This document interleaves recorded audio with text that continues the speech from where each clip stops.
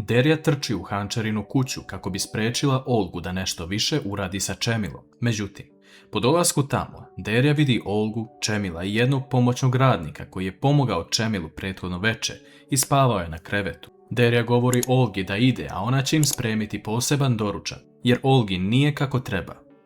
Derja ostaje sama sa Čemilom, ali on joj govori da izađe jer nemaju šta da traže zajedno i da se danas mogu vratiti u kuću. Nakon toga Esma zove Čemila na telefon govoreći da se nađu pored plaže jer moraju razgovarati.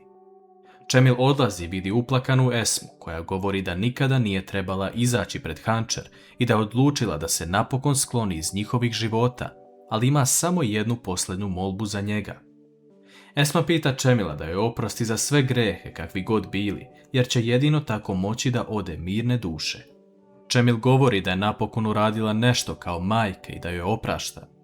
Esma odlazi plačući, a Čemil je gleda i kreću mu suze niz oči, jer ipak u njemu postoji ljubav prema majci koja nije dobro odigrala svoju ulogu u životu. U međuvremenu, Džihan odlazi kod Engina u kancelariju, govoreći mu da se dobro zapita šta radi. Džihan otkriva Enginu da je Sila radila u klinici u kojoj je bio njegov brat, ali samo nedelju dana. Slučajnost je ta što je baš nakon toga Metin pobegao iz klinike i da mu je Sila pomogla. Džihan također govori Enginu da je ona zato stupila u kontakt sa njim i uzela mu emocije samo kako bi došla do nasljeđa. Engin se zapita da li je ovo istina što Džihan govori. Nešto kasnije, Hančar i Džihan odlaze da prošetaju sa Efehanom u park. Džihan govori da je Silina reakcija, kada je čula za kuću, bila besprekorna i da je to Hančar trebala vidjeti. Hančar govori da će to samo još više naljutiti Silu, a Džihan govori neka uradi šta god želi, jer će on stajati ispred nje, samo ako je Hančar uz njega. On govori da je sutra Hančarin rođendan i da želi da ga proslave zajedno, a ona mu saopštava da će se sutra kako god vratiti u vilu, što Džihana posebno obraduje, ali će ostati samo još ovu noć sa Hasret. Derja, Emir i Gulsum se pozdravljaju sa Mukader jer se vraćaju u Hančarinu kuću, ali Mukader sa njima šalje i Olgu, što Derji bude drago jer neće biti pored Čemila. Sila već odlazi da proda svoju staru kuću koja je pripadala njenoj majci, jer joj je potreban novac.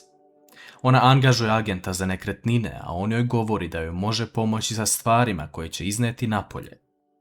Sila ne želi ništa, ali taj čovjek joj predlaže da pogleda u fiokama da li ima nešto privatno. Sila u jednom trenutku pronalazi crnu kesu i u njoj nešto što joj je jako zanimljivo. Šta je to Sila pronašla?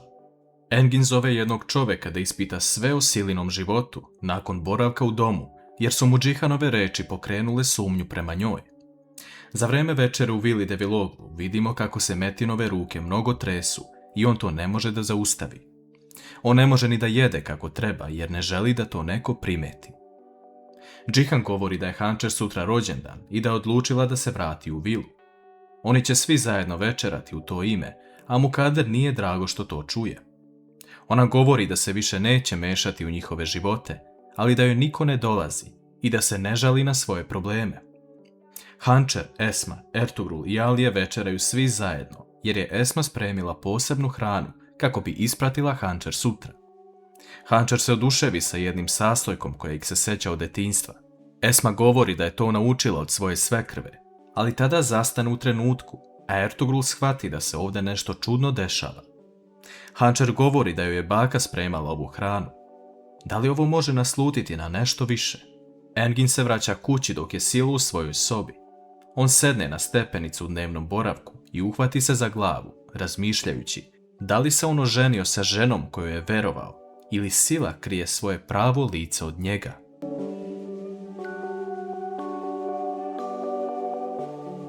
Sila gleda u kesu koju je pronašla u staroj kući njene majke i zamišlja kakva će Esmina reakcija biti kada sazna šta je Sila pronašla. U Ertugrulovoj kući svi priređuju iznenađenje za Hančarin rođendan koji dolazi za nekoliko trenutaka. Ona je srećna što je pored njih i što joj je Esma napravila tortu.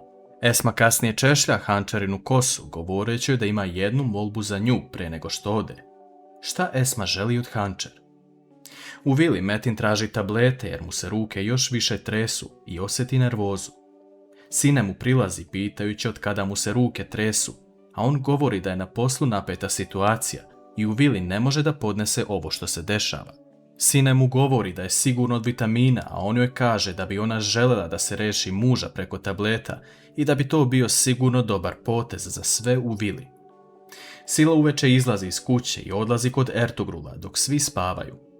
Ona ulazi u njihovu kuću i otvara Esmina vrata. Esma ugleda Silu i kreće za njom, ali tada Ertugrul pita iz sobe šta se dešava. Sila beži iz dvorišta, a Esma govori da je čula nešto napolju, pa da je zato ustala da provjeri šta se dešava.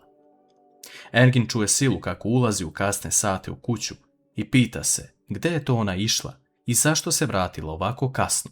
Sutradan ujutru Džihan ustaje ranije i nailazi na Sinem, Gulsum i Olgu. On im govori da je naručio hranu za danas koja će stići, ali da one sve organizuju kako bi proslavili lepo Hančarin rođendan i da također pozvu Deriju i Emira. Džihan pita Sinem gde je Metin, a ona govori da je umoran i da će danas odmoriti. Po dolasku u kancelariju, Beren dolazi kod Džihana da potpiše neke papire. Njen pogled je cijelo vrijeme na Džihanovom licu, ali tada ulazi Hilal koja donosi buket crvenih ruža i govori da je spremna da pošalje papire za vizu. Beren govori kako je ovo cveće lepo i pita Džihana da li negde putuje, a on govori da želi da iznenadi Hančar za rođendan jer će otići u Pariz. Beren postaje malo ljubomoran na Hančar jer je Džihan sve pruža dok je ona počela da osjeti neke emocije prema njemu. Metin ustaje iz kreveta sa velikim bolom u glavi i počinje da doziva Sinem. Svi u vili čuju da Metin viče na sav glas te odlaze u sobu. Metin govori mu Kader da kaže Sinem da mu da tablete jer ih je sakrila, govoreći da mu ne prijaju. Metin sedi na podu i viče da mu Sinem kaže gde se nalaze tablete, a ona govori u kanti za smeće. Metin otvara kantu i uzima tabletu iz kutije, ali to vidi Gulsum koja se šokira kada sazna da su ona i Derija pre neki dan popile te tablete. Da li će Gulsum shvatiti šta se ovdje dešava? Esma se sprema kako bi krenula kod doktora, ali mislimo da će otići kod Sile kako bi popričale, jer joj se ona ne javlja cijelo jutro. Hančar govori da će sačekati da se Ertugrul i Alije vrate kući i nakon toga će se vratiti u vilu. Hančar pakuje svoje stvari nakon što svi odu, ali u jednom trenutku ne može da zatvori kofer. Ona vidi jednu crnu kesu svojim stvarima, a u toj kesi se nalaze pisma koja su upućena od Esme Kaje za Hančar Yildiz sa njenom prethodnom adresom. Hančar otvara jedno pismo i ostaje u šoku nakon onoga što pročita.